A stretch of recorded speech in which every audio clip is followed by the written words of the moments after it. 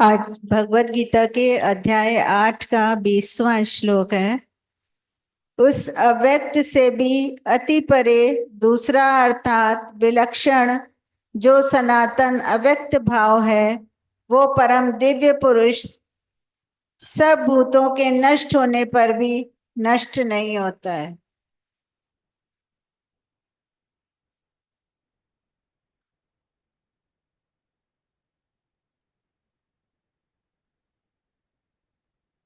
में दो बातें इसमें भी आ जाती है।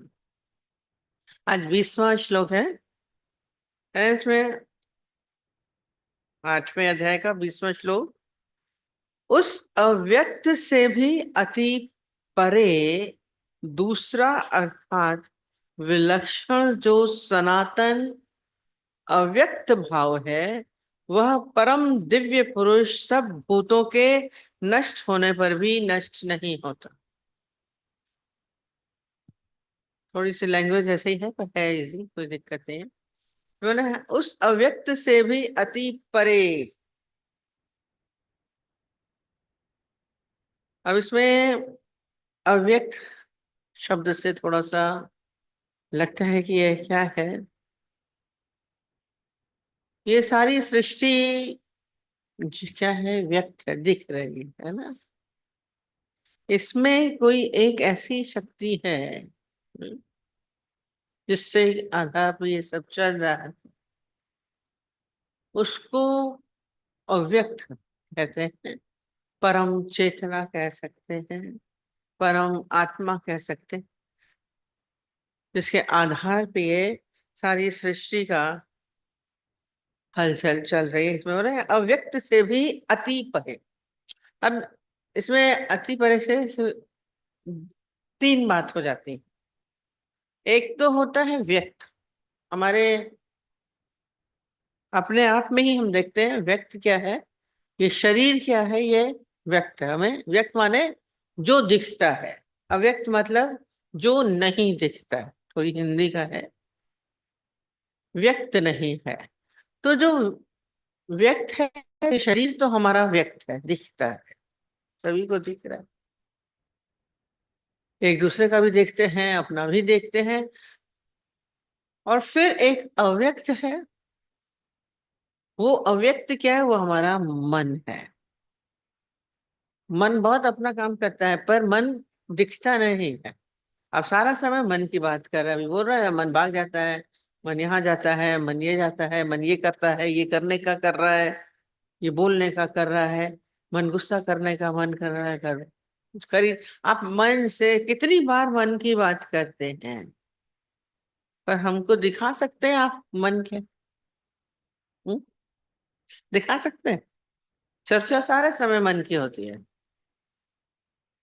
और ये कोई तो है, ये किसको बोलेंगे? अव्यक्त, जो दिखता नहीं है, जो दिखता नहीं है। और इसमें फिर ये क्या बोल रहे हैं? उस अव्यक्त से भी अति परे अर्थात विलक्षण जो सनातन अव्यक्त भाव है, इससे भी परे, मन से भी परे, जो वो है क्या, परे, दूर है। अव्यक्त बोले अव्यक्त है, पर मन से भी परे, माने एक और ऊंची स्थिति है। उसको क्या बोलते हैं? वो अव्यक्त भाव है, उसको हम क्या बोलते हैं? परम चेतना, परम भाव, वो परम शक्ति, जिसको, जो इस सबसे भिन्न है। तो क्या बोले? होने पर अति परे अर्थात विलक्षण सनातन अव्यक्त भाव है। सनातन मीन्स परंपरा से चलता आया, पुराना। सनातन आद जुगाद का पुराना सनातन अव्यक्त भाव है। वह परम दिव्य पुरुष सब भूतों के नष्ट होने पर भी नष्ट नहीं होता। अब देखिए, शरीर जो व्यक्त है, वो तो आपका देखिए समाप्त होता ही है। जो जन्मा है वो जाएगा। आप शरीर को कितना भी बचाइए, कितना भी संभालिए, आए हैं तो जाएंगे, राजा रंग पर। ये शरीर जो व्यक्त है, इसको कितना भी संभालिए पर जाएगा, आज नहीं तो कल जाएगा।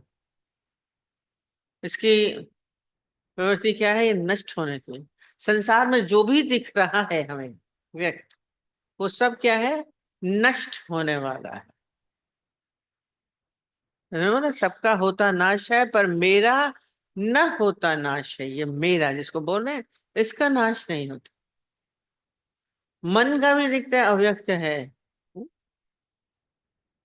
पर ये शरीर आपका नष्ट होता है।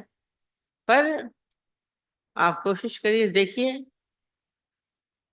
हमारे हिंदू मैथोलॉजी के हिसाब से क्या होता है, शरीर तो नष्ट हुआ पर आपका मन, आपके मन में जो इच्छाएं हैं, कामनाएं, मन क्या है? इच्छाएं हैं हमारे भीतर, विचार जो अंदर चल रहे हैं, बातें हैं, वासना अनुसार बोलते हैं ना, जन्म होता है। ये जो वासना अनुसार जन्म है, ये मन का है, अव्यक्त का होता है।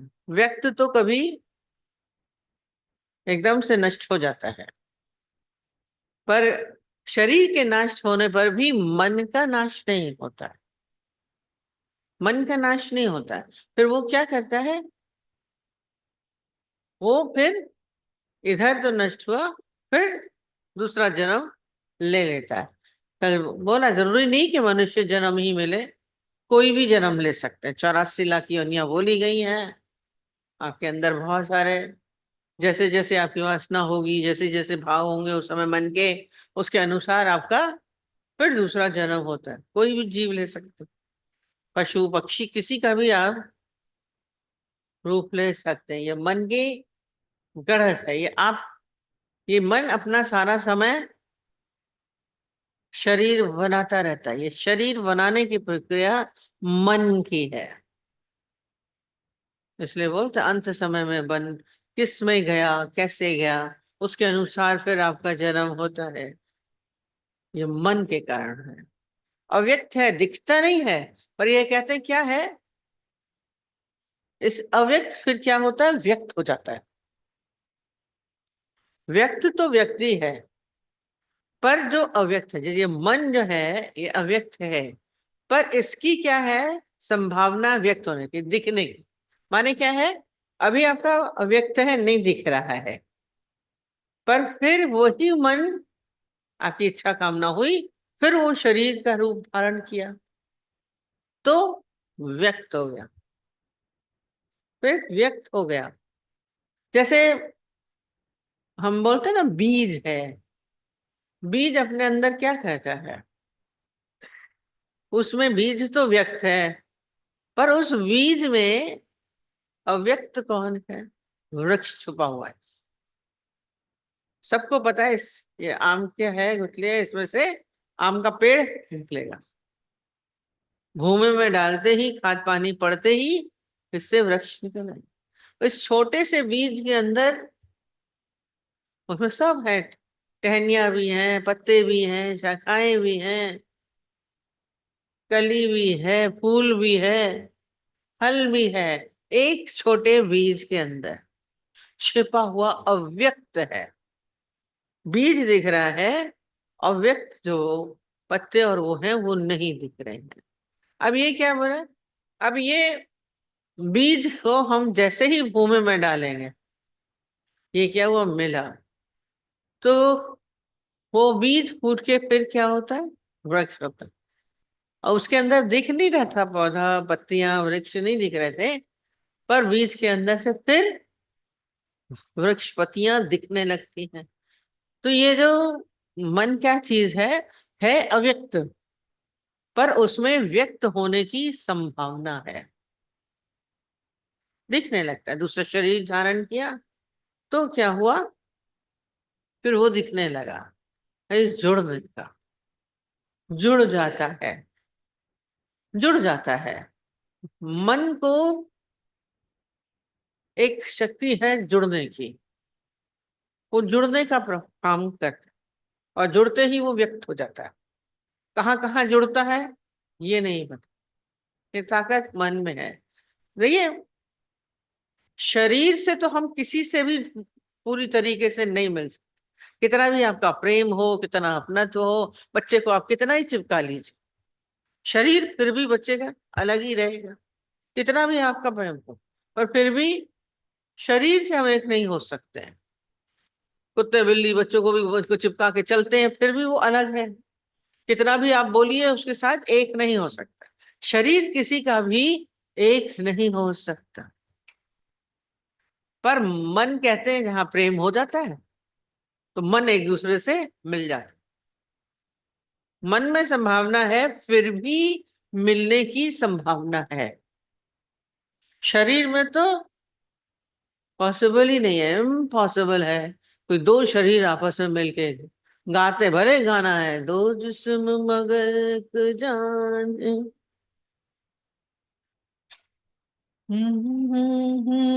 दो अरमान है। ओ मेरे सनम, ओ मेरे सनम बना लेते हैं, प्यार कर लीजिए कितना भी, दो जिस्म तो रहेंगे। जान भले एक हो सकती है, जान क्या है, ये मन। दो जिस्म कभी भी कितना भी मिलाने की कोशिश करें, एक, देखिए प्रेम में संभावना होती है मिलने की, एक होने की, पर हो नहीं सकते। तो मन फिर भी जुड़ जाता है। पर जुड़ता है कैसे है बोला, एक तो वो बाहर का भी एक एग्जाम्पल दिया, पर दूसरा इसमें क्या है, जैसे अव्यक्त मन था, उसने क्या किया, दूसरे जन्म लिया, शरीर मिला, और वो शरीर क्या हो गया, व्यक्त हो गया। बेटे का लिया, पशु का लिया, पक्षी का लिया, पर दिखने लगा। चाहे बिल्ली का जन्म हो जाए, चाहे कुत्ते का जन्म हो जाए, चाहे घोड़े का जन्म हो जाए, दिखेगा, व्यक्त हो जाएगा। व्यक्त मानते हैं दिखना। तो मन कभी ना कभी फिर भी व्यक्त हो जाता है अव्यक्त। तीन शरीर बोले ना, तो सब तो व्यक्त है, ये अव्यक्त होते हुए भी व्यक्त की संभावना है, हो जाता है, अक्सर ही हो जाता है। भले वैसे अभी बोले हमारा मन, हम बोले कितना हमारा आइसक्रीम खाने का मन है, हम दिखा नहीं पाएंगे, पर ये प्रकृति से संभव हो जाता है। उसमें खाद पानी डालते हैं तो वृक्ष से, बीज से वृक्ष बन जाता है। तो ये सेकेंड स्टेज होती है। पर इसमें भी बोला क्या है, उस अव्यक्त से भी अति परे, अति परे जो सूक्ष्म विलक्षण और सनातन अव्यक्त भाव है, इस मन से भी परे, दूर, ये एक अव्यक्त भाव जिसको परम चेतना बोलते हैं, ये कभी भी आपको दिखेगी नहीं। और जो अव्यक्त है उसका नाश नहीं होता। मन का तो नाश हो जाता है। अभी ज्ञानी लोग अपने मन को क्या कर देते हैं, खत्म कर देते हैं। उनके अंदर कोई इच्छाएं वासनाएं नहीं उठती हैं, समाप्त होने की संभावना, नष्ट हो सकती। पर यीशु को बोल रहे हैं, वो परम भाव परमात्मा का, ईश्वर का, उसका कभी भी नाश नहीं होता। वो सदैव था, है और रहेगा। अपने इस मन को भी क्या करना है, अमन बना देना। और ये सारी शक्तियां हमारे भीतर हैं, वो परम चेतना की शक्तियां हमारे अंदर हैं, जो हम इस मन को भी, बोलते हैं ना, मधुसूदन में मिला दिया। ये स्थिति हमें अपने भीतर इस शक्तियों को उजागर करना होता है। वो परम अव्यक्त है, पर वो सदैव था, है और रहता है, उसका नाश नहीं होता। आत्मा जिसको बोलिए, परम चेतना बोलिए, परम स्वभाव बोलिए, उसका नाश नहीं होता। मन का नाश हो जाएगा, शरीर का नाश हो जाएगा, पर उसका नाश नहीं था। उसको इसीलिए भी रोज हम बोलते हैं, आज सच जुगाद सच, है भी सच नानक, होसी भी सच, मेरा न होता भाव। वो बोला उसका विलक्षण भी है, अलग है। और आज जुगाद का था, पुराना है, आद सच ये बोला ना। इस सनातन माने आद सच, पुराना। आजकल सनातन धर्म की बहुत बात चलती है, वो सनातन धर्म, इसको राम और कृष्ण ने भी माना। वो आए जन्म लेकर के, शरीर के भाव में आए, पर उन्होंने सनातन धर्म को बोला। सनातन धर्म ये हिंदू मुस्लिम और वो बना दिया, माने जो आद से है। वो लोग बोल रहे हैं हिंदू धर्म आज से है, वो उनकी मेथोडॉलजी है। पर यहाँ जो कृष्ण का है सनातन, जो आज से है, पुराना आद, और वो क्या है, वो आत्मा। इस सनातन भाव शब्द को, सनातन अव्यक्त भाव, वो आत्मा, वो परमात्मा जो है, वो दिखता नहीं है पर है सनातन, पुराना आद। इसलिए गुरु नानक देव जी ने आद सच बोला सबसे पहले। आद सच जुगाद सच, जुगाद जिसका नाश नहीं होता। नानक होसी भी सच, अंत तक भी उसका नाश नहीं होगा। वो ये है सनातन, सनातन आद। उसका क्या होता है, अव्यक्त भाव है, वह परम दिव्य पुरुष। उसको इसीलिए परमात्मा को क्या बोला गया है, पुरुष। होता है एक पुरुष और सभी नार। नार ये नहीं है इसमें, पुरुष जो, इसलिए पुरुष को जो संभावना कही जाती है, उसमें शारीरिक तल से देखते हैं ना, शक्ति होती है। सुप्रीम जो बड़ा होता है उसको पुरुष कहा जाता है। तो इसमें क्या बोला है शब्द, दिव्य पुरुष।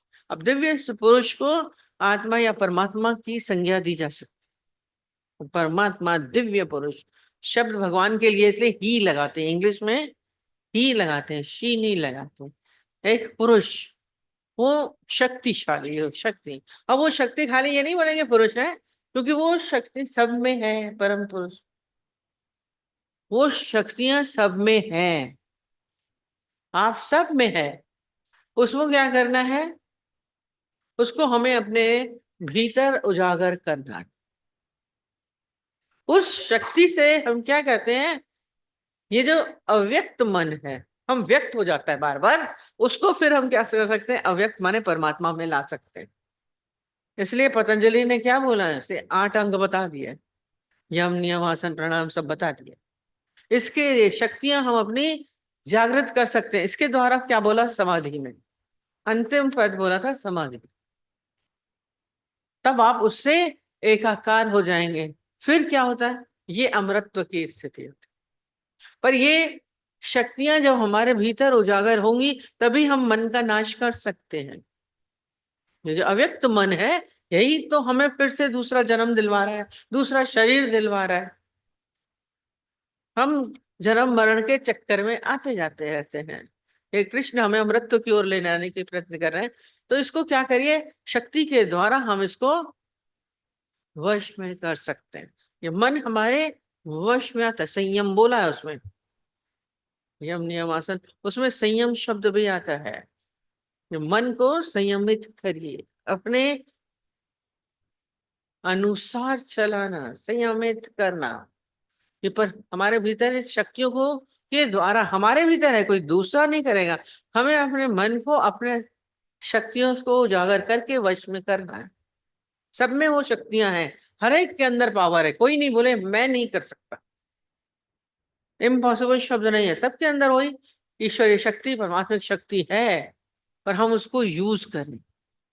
संसार में मनुष्य इतनी गलतियां करता है, इतनी तकलीफ पाता है, इसी मन से कितने दुख पाता है, कितने सुख पाता है, और फिर उसी के चक्कर में रहता है, मन के अधीन होके चलता है। ये मन के मालिक नहीं बनते हैं। कम से कम अपनी, जो कभी आपके जिंदगी में पीड़ा दे रहा है, दुख दे रहा है, उसी से ही सीख लीजिए। बहुत सारी परिस्थितियां, हालतें हमें सिखा के जाती हैं। जिस बात से हम दुखी हो रहे हैं, वो क्यों हो रहे हैं, किस लिए हो रहे हैं, उस चीज को ही हम हटा दें तो देखिए आपका चित्त शांत होगा। ये शक्तियां संयम, ध्यान से यम करके, नियम आसन, अपने को स्थिर करना। अपनी गलतियों से सीखता है मनुष्य सबसे ज्यादा। हम कहते हैं सबसे बड़ा मास्टर हमारी गलतियां हैं, जो हमें सिखा के जाती हैं। और मनुष्य के अंदर इतनी मूर्खता होती कि अपनी गलतियों से भी नहीं सीखता, बार बार वही गलती कर रहा, न जाने कितने दिनों से उसी जन्म मरण के चक्कर में आ रहा है। वो एक दृष्टांत हम बहुत पहले बताते। एक टेलर था, वो कपड़े सिलता था, मशहूर था, सब उसको जानते थे उस शहर के, बहुत अच्छे कपड़े सिलता था। पर उसकी एक हैबिट थी। वो क्या हैबिट थी कि वो सारा समय उसको लॉटरी खरीदने का शौक था। अब किसी के शौक होते हैं, वो लॉटरी खरीदा करता था। आप लोगों में से भी कोई है क्या मुस्कुरा रहे हैं? वो लॉटरी खरीदता था तो कई बार देखता भी था कि निकली कि नहीं निकली, कभी निकलती नहीं थी, पर एक स्वभाव के हिसाब से रोज सुबह को एक लॉटरी खरीद के ले आता। अब नहीं निकली तो फिर वो अपना टेलर का काम करता है। सबके अंदर लखपति करोड़पति बनने का शौक तो होता ही है। मुफ्त में लॉटरी, बड़ा मजा आता है लॉटरी मिलने में। बचपन में भी सब 2 रुपए की 1 रुपए की खरीदा करते, तो वो खरीद लाया। कई दिन तक ऐसे लेता रहा, कभी निकली नहीं। पर एक दिन अचानक ही क्या हुआ, वो कपड़े बेचारा सिल रहा था, वो तो आदतन टिकट अपना लॉटरी खरीद के रख देता था। एक दिन उसके अंदर टिकट लॉटरी वाला आदमी आया और बोला तेरी तो नंबर निकल आया है, तेरी तो लॉटरी निकल आई। कहता हाँ, अरे उछला कस के, कहाँ कहाँ कितने रुपए की? 1 करोड़ की लॉटरी निकली, 1 करोड़ की लॉटरी निकली। वाह वाह, मजा आ गया, मजा आ गया। अब जब लॉटरी निकली तो खुश, बोले क्या करोगे क्या करोगे? अरे ये कोई बोलने की चीज है? मैं जो अब तक न कर पाया वो करूंगा, सब आए उसके पास, क्या करोगे? पार्टी करो ये करो। बोले दूसरे सब आए, अरे इतना पैसा मिला है, दूसरा बिजनेस कर ले, अरे ये कर ले, अरे वो कर ले। बोला हाँ बस अब मैं टेलरिंग थोड़ी ना करूंगा, क्या है, मैं उतना पैसा कमाने के बाद मैं बैठ के दर्जी का काम करूंगा? मैं नहीं करूंगा।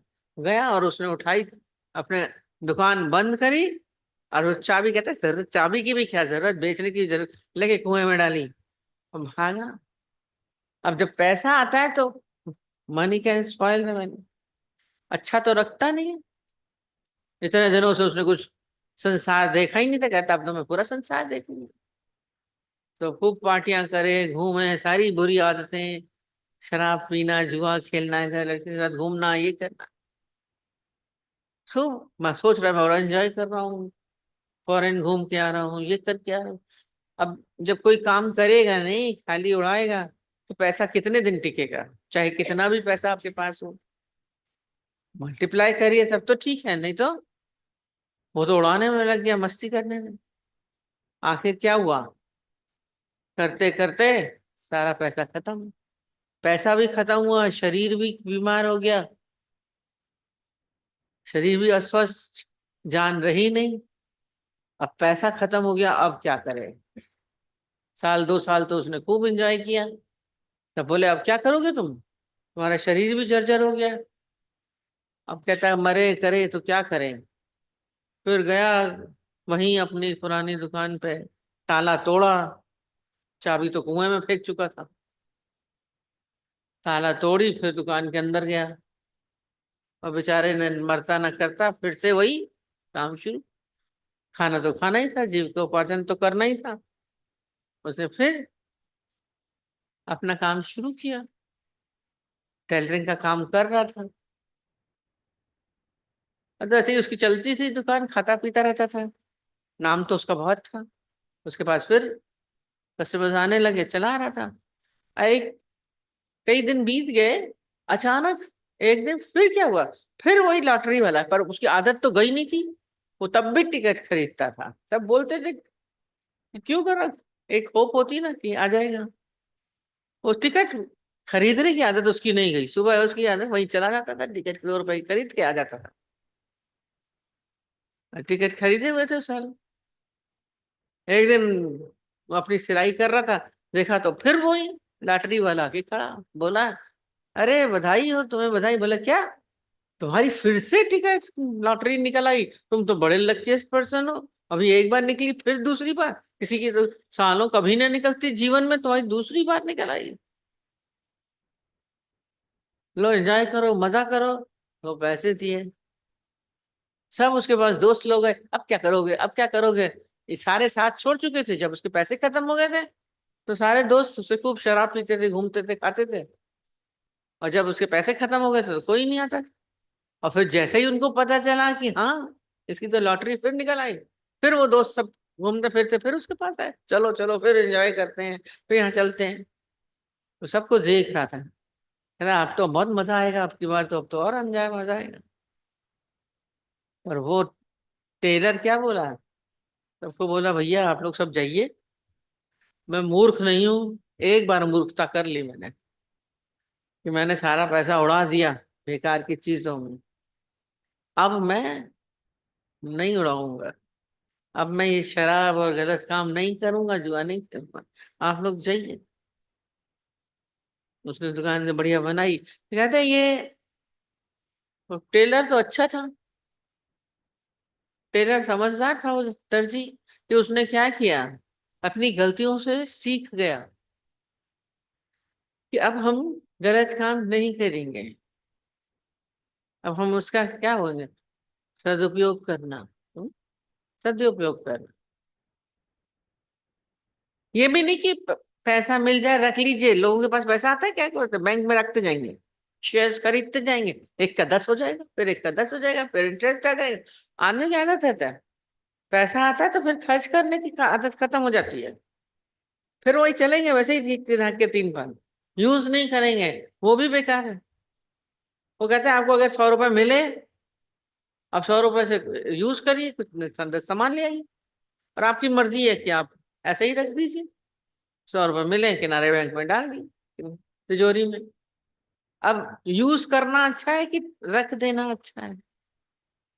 एक होता है यूज करना, एक होता है मिस यूज करना, और तीसरा होता है रख देना। इसमें तीनों में क्या अच्छा है?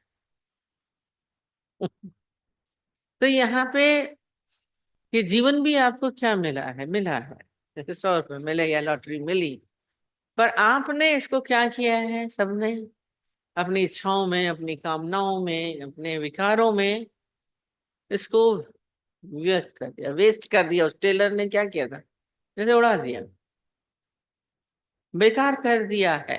ये मन जो है ना, तो दूसरा अव्यक्त मन आपको इधर ही इधर संसार में दौड़ाता रहता है।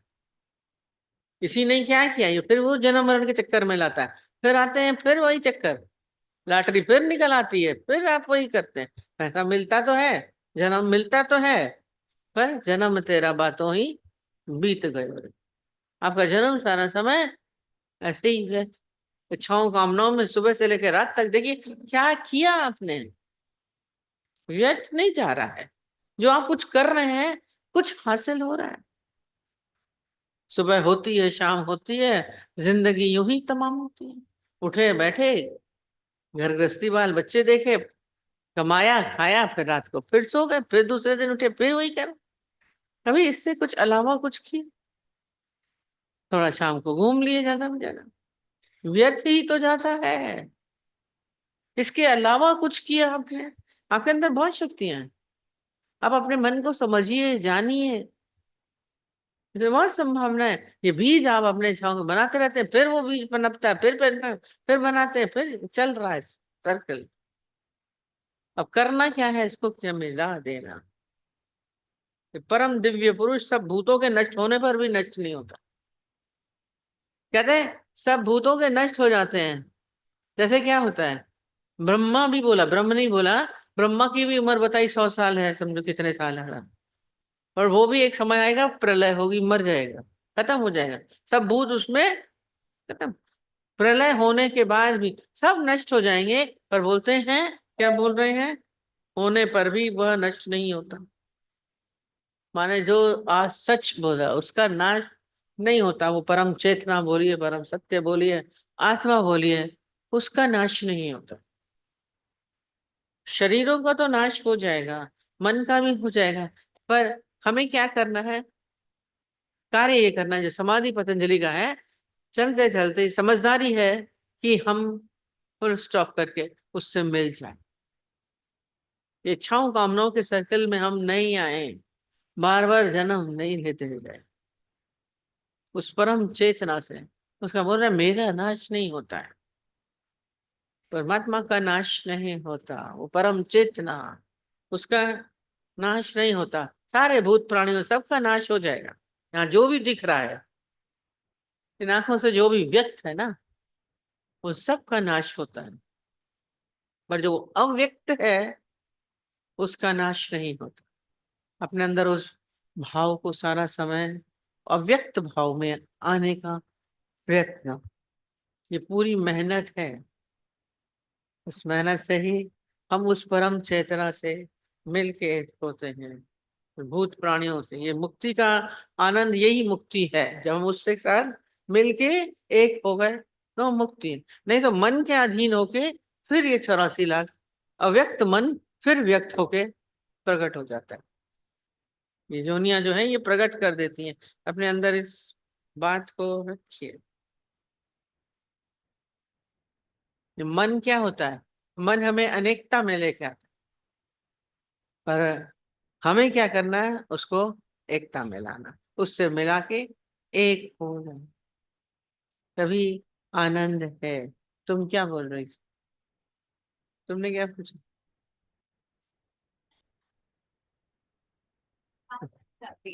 बात लग जाती है, किसको लगती है? अभी बोला था मन की बात। ये दुख सुख के कांटे अपने अंदर आप बना के बैठे हो, कितने भी कांटे बनाओ, किसको लगते हैं? शब्द किसको लगते हैं? दुख किसको लगता है? ये बोला है, ये मन को लगता है। तो ये शरीर किसको लगा? हमने उस बात को अपने भीतर हम लेके आए विचारों से। किसी का शब्द, किसी का व्यवहार, किसी की परिस्थिति, ये हम अपने मन में लेके आए। जब ये लेके आते हैं तो वो टच करता है। ज्ञानी क्या करता है? उसको बाहर ही रहने देता है। शब्द बाहर से आए, व्यवहार बाहर से हुआ, परिस्थितियां बाहर हैं, उसको बाहर रहने दीजिए, अपने भीतर मत ले आइए। हम उसको विचारते हैं बार बार बार बार बार बार, वो पीड़ा देती है। और मन में जो खराब होता है ना, उसको बार बार दोहराता है, जो अच्छा है उसको नहीं दोहराता है। आपको लग रहा है तो क्या करिए? उड़ाना सीखिए। मच्छर काटता है, उड़ा देते हैं ना, कि बैठे हो काटो।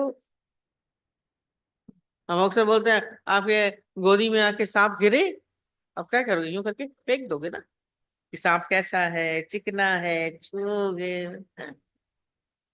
इसी में तो हंस रहे हैं, मूर्खता की बात है। पर आप यही तो करते हो। जो शब्द, कोई व्यवहार, जो परिस्थिति आपको अच्छी नहीं लगती है, उसको पालते हैं। काटेगा और तंग करेगा, वो जड्डान में सांप है, डसेगा, आप ही को तकलीफ देगा।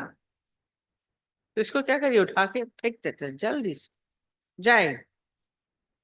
या तो उसको पूरा नाश करने के चक्कर में होते हैं, जो और ज्यादा तेज होते हैं वो तो बिल्कुल ही मार देते हैं।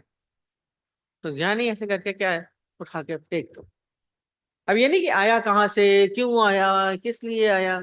जैसे एक आदमी था ना, उसके घर में आग लगी,